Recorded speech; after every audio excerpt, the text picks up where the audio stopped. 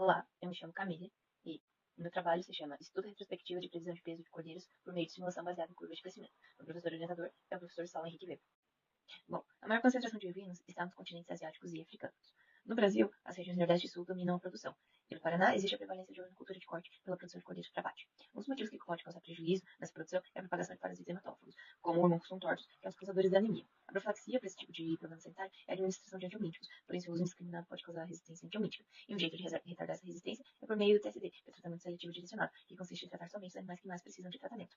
Em adultos, o TSD é avaliado pelo método FAMACHA, que consiste em analisar a mucosa ocular dos animais. Mas em cordeiros, o TSD é avaliado por meio de curvas de crescimento, que são baseadas em modelos matemáticos e estabelecem uma relação entre o peso dos ovinos e a sua idade. Uma pesquisa realizada por Weber et al. Em 2021 foi ajustado um modelo matemático que relacionou o peso corporal e a idade dos cordeiros mestiços em fase de crescimento. O modelo foi ajustado sem levar em consideração fatores específicos como sexo e tipo de parto. Portanto, foi necessário estudar a capacidade preditiva dessa curva, do ganho de peso dos cordeiros, aplicando a curva de crescimento para esse conjunto específico de animais. Sendo assim, o objetivo geral da pesquisa foi aplicar a curva de crescimento em diferentes cordeiros, com diferentes idades, e avaliar sua capacidade preditiva. E alguns dos objetivos específicos foram aplicar a curva em cada momento de pesagem e comparar os valores obtidos pela curva com os valores reais observados. Materiais e métodos.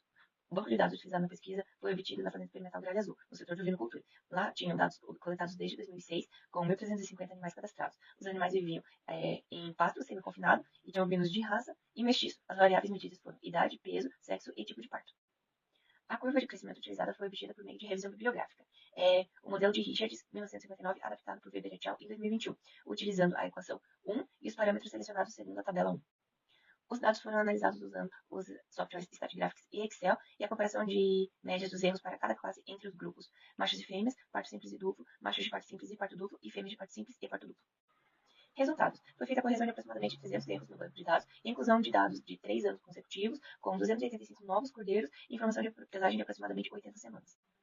Com relação à aplicação da curva de crescimento para a classe de todos os animais, foi obtido 58,3% desses animais dentro da porcentagem de erro de 10%. Comparando as fêmeas e os machos, foi obtido, respectivamente, 59,63% e 58,42% dos animais dentro da faixa de 10% de erro. Foi encontrado, para animais de parto simples, uma taxa de 67,45% dos animais dentro da faixa de 10% de erro, e para animais de parto duplo foi encontrado o valor de 68,21%. Para fêmeas de parto simples, fêmeas de parto duplo, machos de parto simples, macho de parto duplo, foi encontrado, respectivamente, 68,21%, 60,56%, 68,43% e 100,69% dos animais dentro da faixa de 10% de erro.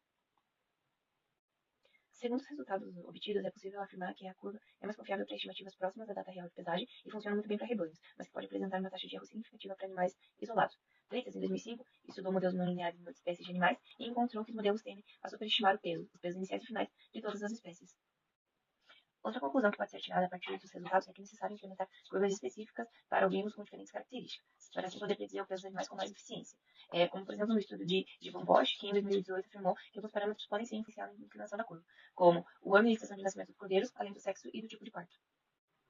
Em conclusão, tem-se que as classes de parto simples, fêmeas de parto simples e machos de parto simples tiveram a maior quantidade de dados dentro do limite de 10% de erro, além de que a curva necessita sim de ajustes para estimar o peso dos animais de forma individual, porque para rebanhos funciona muito bem, mas animais com diferentes características precisam de curvas específicas. Muito obrigada.